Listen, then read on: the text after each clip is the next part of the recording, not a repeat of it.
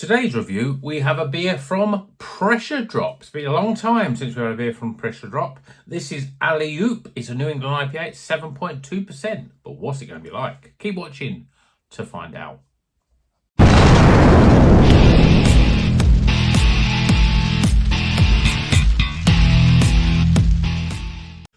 Welcome back to Rocker's Beer Review. Today, Pressure Drop. Now, I used to drink quite a lot of Pressure Drop, and I sort of had a couple that just weren't up to my high expectations of a beer, and so I stopped buying them much. And also the fact that I also never like a beer which has got the word Tottenham on the can, because obviously they're from Tottenham Hale, Pressure Drop. But I thought I'd give them a go. This one piqued my interest, so it's got Brew One Lupamax, Galaxy and Simcoe, a trio of hops you don't always get. It does says all hops up front, pineapple, peach and passion fruit from Brew One and Galaxy, with Simcoe adding some grip on the flavour. Big flavour on the landing, sorry. Big flavour, soft body, slam dunk. So we got this basketball sort of themed can art. So let's crack it open, get it in a glass and see if it can redeem itself. Pressure Drop, can it be good? I mean, this was ranked over 4. That was the other reason why I thought I'd pick it up on Untapped. So I thought, well, if it's on Untapped for over 4, it's usually pretty reasonable. So we'll see what it's like. I do like Brew One. We don't see enough of it in beers. And I thought I'd crack it. I thought it's like, as much as I thought we'll have something Pressure Drop, I don't usually drink Pressure Drop. And then I thought, well, I'll get the IPA glass out. I thought, well, I have to drink everything out of the IPA glass. Let's just drink it out of the Premier Hop glass, one of the original glasses that I've had that's still not been broken, so that's pretty good. Well, beer in a glass. We've got quite a lot of carbonation sticking to the glass here. We've got literally, I wouldn't even say 2 fingers, a quite loose head that won't stick around. It's hazy. It's a light yellow. It's not quite custardy. For 7.2%, it's quite a high ABV. Hoped for maybe something a little bit thicker. I don't think Pressure Drop really they don't make beers like, you know, the likes of Azvex with that sort of very light malts or Verdant or Beak or those sort of beers. They're slightly different. They're sort of wired differently, I'd say. But anyway, looks all right. Let's see what the aroma's like. Yeah, there is a slight sort of pineapple twang. And there is a sort of dankness in here as well. It smells very sort of like, you know, tropical, a little bit weedy, with sort of overripened, you know, overripened pineapple. It's not sweet pineapple chunks. It's real pineapple that's been left in the sun a little while. So let's see what it tastes like. Cheers, everyone.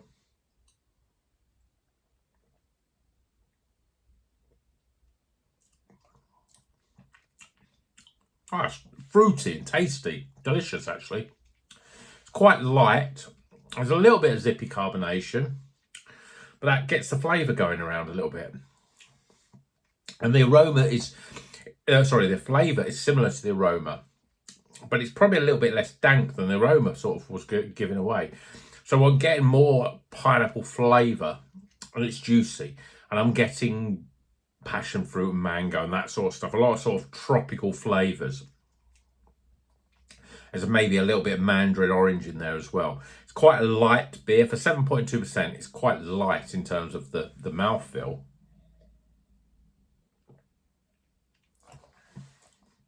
But it's refreshing. It's a very easy drinkable beer, as you can see I'm doing now. Yeah, I really like this. I mean, I put my finger on it. I mean, there's certain characteristics when you add them up. It's like, don't quite, you know, it's quite a light, thin-bodied beer, and that usually is not something that I like. The flavours are much more on the sort of tropical, juicy. I usually like a bit more citrus, but I'm not getting sort of the lemons and grapefruit citrus. But it's just one of those beers that's just darn tasty. It's just juicy.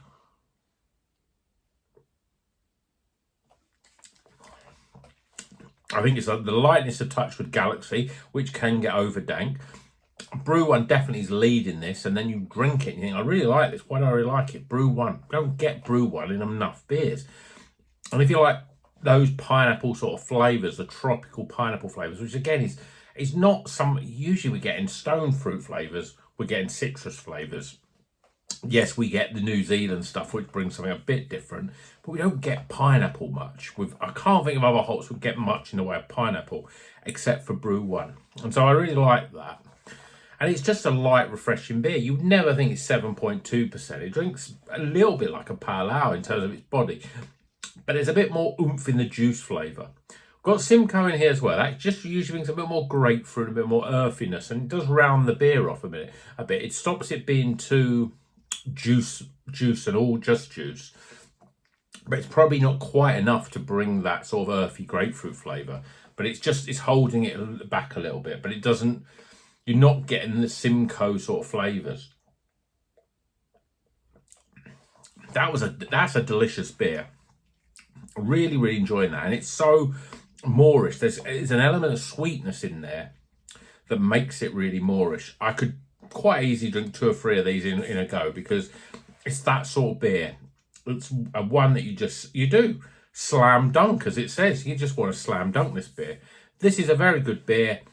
I think I've drank enough. Well, I haven't drunk enough. I want more, but I've drank enough to give you some scores. So let's get them scores right now.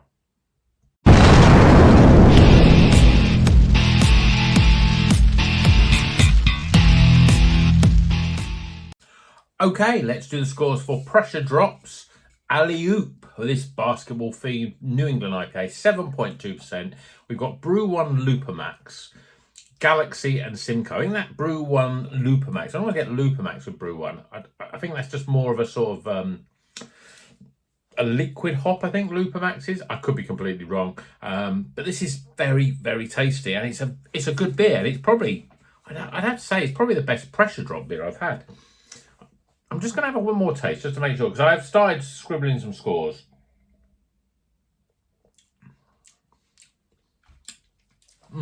I like it. I do like it. Right, scores. So we start with aroma. Now, I suppose the aroma, it smells good, but there's a lot more. Even now, I smell it and I think I get much more dank sort of aromas. It's not the most inviting beer. You think the beer is very upfront in brightness, juicy, quite a bit of sweetness from this beer, but you're not getting that in the aroma. You're getting dankness, you're getting sort of over-ripened fruit sort of aromas. It doesn't smell as that inviting. So I'm going to give it 13. It smells good. It smells, no, good's not the right word. It smells like a beer, if that makes sense. Yeah, there's a definite aroma, but there's a little bit more weedy dankness to it, and as opposed to the fruitiness to it as you get in the flavour. So I'm going to give it 13 for aroma. Appearance wise, well, yeah, it's a hazy IPA. I mean, it could be a hazy pale ale, really. It's quite light, not much in the way of head retention. It was a little bit carbonation. It's not quite as deep yellow as I would like. So I'm going to give it a 7 for aroma. Flavour, well, I think it's delicious. Brew One, I love that hop, so I think that bit makes a lot to do with the beer in terms of my enjoyment of it. But it's really juicy, pineapple, sort of other mango coming in there. It's a bit like not lilt, because lilt's pineapple and grapefruit, and it's not got that sharpness of grapefruit, that zest of grapefruit. It's more like something like Quattro, if you can remember that. And I'm sure that was pineapple and passion fruit and something else. And it was four fruits. I'm not sure what they were, but if you're an 80s kid, you will remember Quattro. It's more like that sort of flavour. Lots of tropical flavours, but pineapple sort of is the key one that sort of sticks out, with maybe just a little bit of orangey sortness to it as well. So I'm going to give it 35 for flavour, because I think it's delicious. The beer is light, but it's sweet and juicy, and it's moorish. Value for money. Now, Pressure Drop, usually a little bit cheaper on their beers. I'll just check, because I think this was, he says, where I can't even find it on my list. Where is it? Yeah. I thought it was, I knew it was that price, I don't know why I checked. $4.99 it was from Trembling Madness. There's a lot of IPAs now, especially someone like Azvex, which always they were always about $4.99, but they're always they seem to be $5.25 now. And I bought a couple of those. Actually, let me just check that I am not talking absolute rubbish. how to sort of make my review overly long. This is what happens.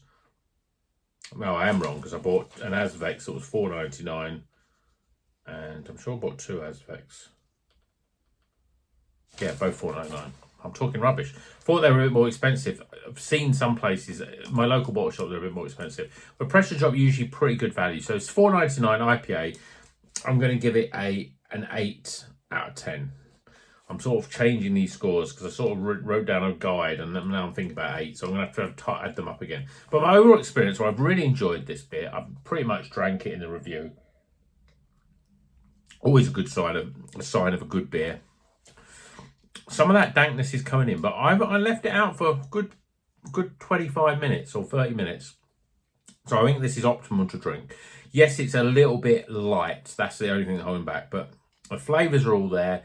There is that difference that you get with other beers. I would like a better body, a thicker body, but it's one of those sort of beers that just the flavours just work really well, and it's just a delicious beer. So I'm going to give it 16 for overall experience. That's quite a high score.